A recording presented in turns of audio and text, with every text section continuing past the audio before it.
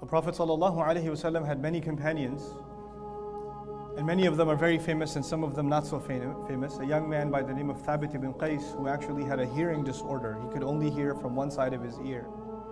He used to insist that he sits right next to the Messenger ﷺ, so his good ear is on the side of the Prophet ﷺ, so he can hear him. As a matter of fact, Rasulullah ﷺ used to make extra accommodations for him to sit right next to him.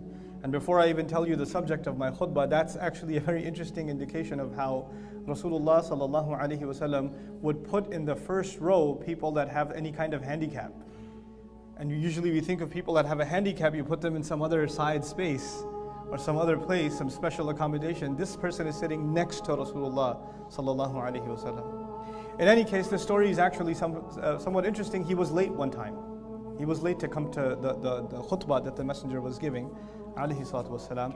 So he kept pushing people to come to the front. And when he's coming to the front, he sees this one Sahabi who doesn't know, he's basically a no-name companion, not famous guy.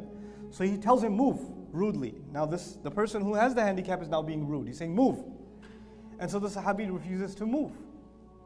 And he says to him, why don't you move? Who are you? Who do you think you are? Man ant? Ibn Man.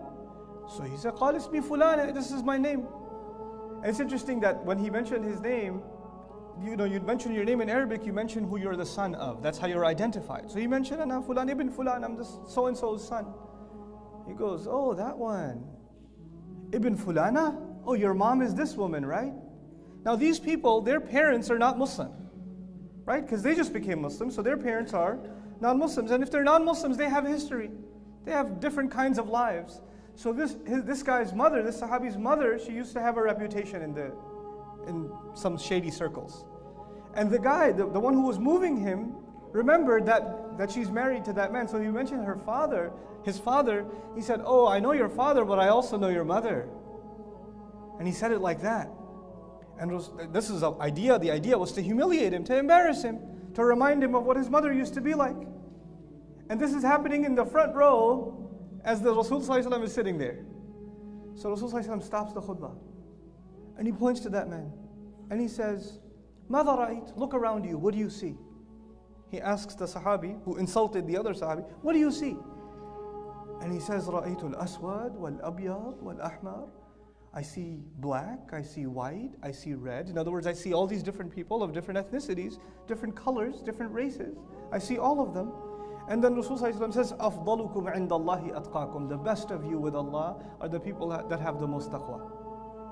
In other words, Rasul crushed this idea of being able to make fun of someone. I'm not saying anything, bro. I'm just saying, that's your mom, right? He was just going to do that much. But Rasul stopped him in his tracks. Put it to an end. There's ways to insult people. Sometimes you can insult someone very directly. You can curse them out.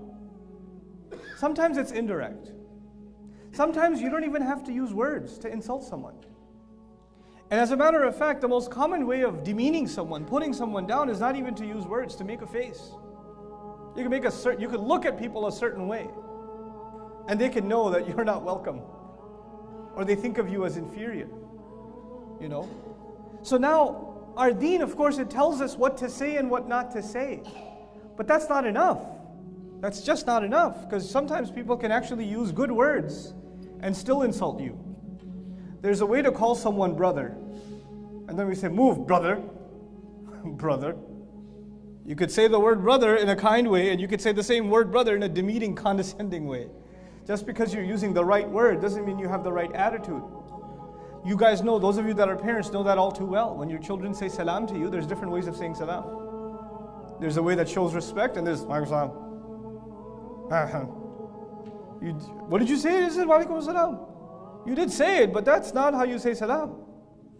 After Jumu'ah is done, you're trying to get to your shoes. You're just trying to push people out the way so you can get to your shoes because you know you have an emergency meeting. People's lives are depending on you, so your shoes are very important. So you're pushing people around, and this brother that you push kindly says to you, Assalamu alaikum. Say, Walaikum salam. And you said something nice, may peace be upon you, but there's no peace on your face. There's no peace in the elbow you just threw at him. But you're saying something that you don't mean at all.